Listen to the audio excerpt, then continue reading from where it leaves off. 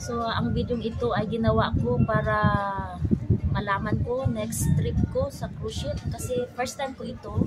First time namin sa cruise ship, ang ginawa namin ay nagstay kami sa hotel the night before yung alis namin. So nakarating kami dito sa Galveston na terminal 8 o'clock in the morning. Tapos yung bagahe namin ay drop namin. Tapos pumunta kami sa parking lot namin, tinatawag na easy parking.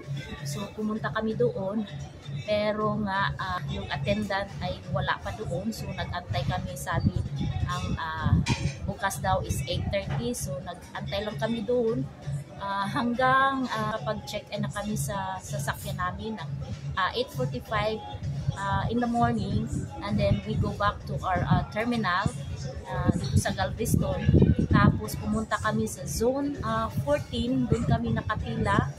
At yung meron kayong group, kahit kayo yung nauna sa loob, meron na tinatawag na master station yata yun, na kailangan doon kayo nabilong. Yung sa amin nasa big 3 kami. So nag-aantay kami hanggang group na papasok ka sa loob ng terminal. Pagpasok namin doon, so kami ang nauna. Tapos sa pagpasok na doon sa Carnival ship, nahuli kami kasi nasa group 11 yata kami. Tapos pagpasok namin dito super excited kami kasi first time namin. So far talagang nag-enjoy kami lahat ng activities na ginawa namin. Yung second day ay nasa kami sa ocean.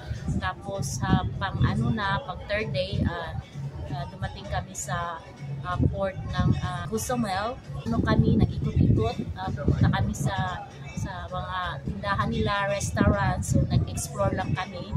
Tapos next 4 days sa Progreso, doon na kami sumali sa excursion.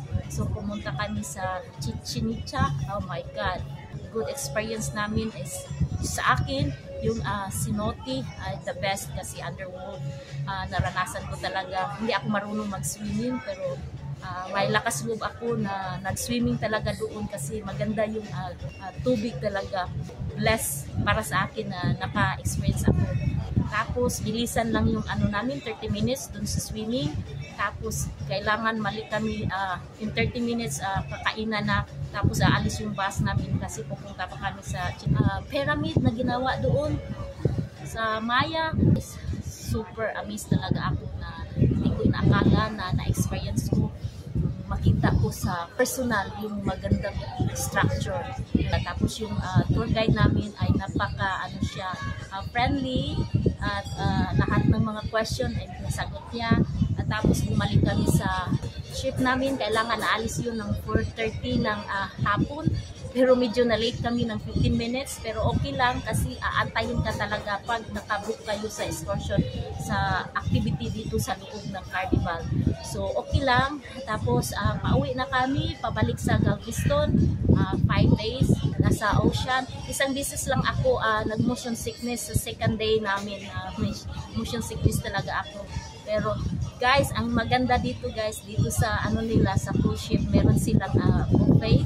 Ang pinaka the best na buffet na ko yung burger nila is the best talaga. Pangalawang beses meron din silang pizza.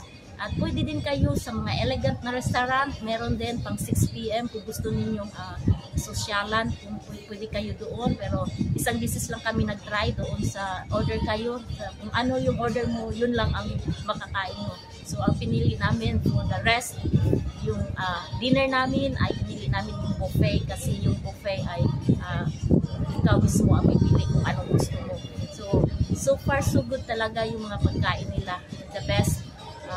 Kasama na yun sa package pag bumili ka ng ticket dito sa cruise ship. At ngayon day 6 na dumating na kami dito sa Galveston Terminal.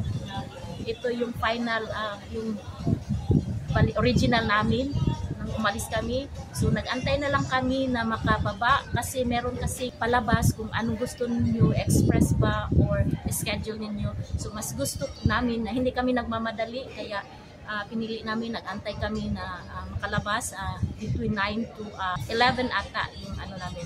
Tapos yung check-in luggage namin kagabi guys, inano na between 9 p.m. to 11 p.m. Yun, nilabas namin lahat ng check-in luggage namin para hindi na kami mahirapan. Yung dala lang namin yung knapsack para paglabas namin dito sa barko hindi masyadong mabigat. Push ng maraming luggage. So doon na lang namin aantayin sa baba, kukunin yung luggage.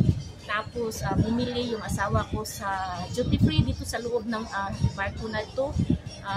Meron silang claim, kailangan makuha na ninyo yung claiming sa Lakor within 6 a.m. between 6 a.m. to 8:30 a.m. So yan, nakuha ng asawa ko before 7. Doon na siya.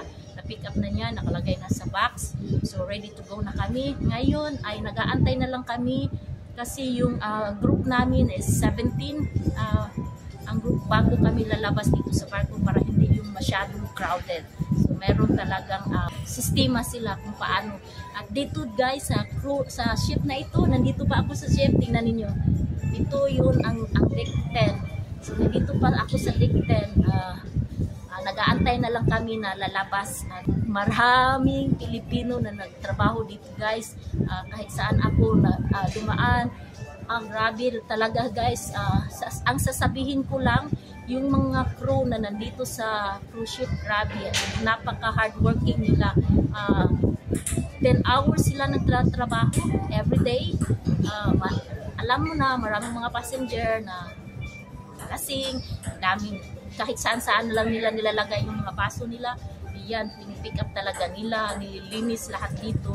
So, the best talaga guys. So far so good. Yung first cruise ship namin is maganda ang tour. So far, hindi kami nagkasakit. Okay lang. At ang weather is perfect. Hindi masyadong dito malamig. Pagdating sa Mexico, okay na. Pwede ka na makapag-wear ng shorts. So, talagang sulit talaga. So, ito ang the best. So far so good.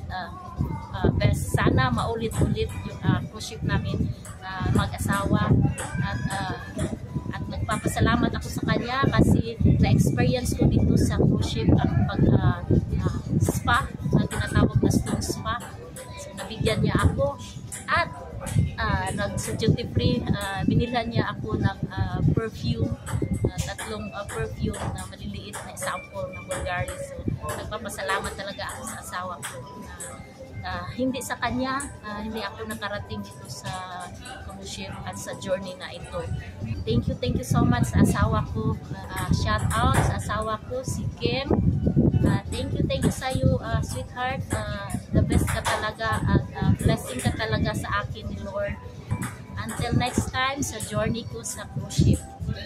Ayan, nakababa na kami sa barko. Safety ang pagdating namin. Nag-antay kami na makareceive sa Carnival Hub na apps. Meron doon notification na yung group namin is ready to bababa sa barko. Group 17 kami. So bumaba na kami. Pagbaba namin sa barko, kailangan i-scan pa yung card sa barko. Meron i-scan nila. Tapos paglabas mo sa terminal, meron pang immigration. Ang ginamit namin ay yung US passport. So doon kami nakapila sa US passport. Tapos hindi mo na ipapakita yung passport. Ang gawin mo lang ay meron doon na screen na i-recognize yung face mo na ikaw yun. Tapos check yun na success yung na-recognize yung mukha mo. Tapos lalabas ka na sa terminal. Sana yung plan namin doon ako mag-aantay sa terminal sa asawa ko kunin yung sasakyan, kaso super dami ng tao. Kaya naisipan niyang roll na lang namin yung luggage namin dito. Malapit na sa easy parking. Mga 2 minutes na lang away. Kaya dito ako nag-aantay sa loading zone. Antay sa kanya. Yan ang barko. So, ginawa ko itong documentation para sa next time na travel namin ay alam na namin. Have a nice day everyone. At ang yung panahon ay very nice, sunny. Bye-bye!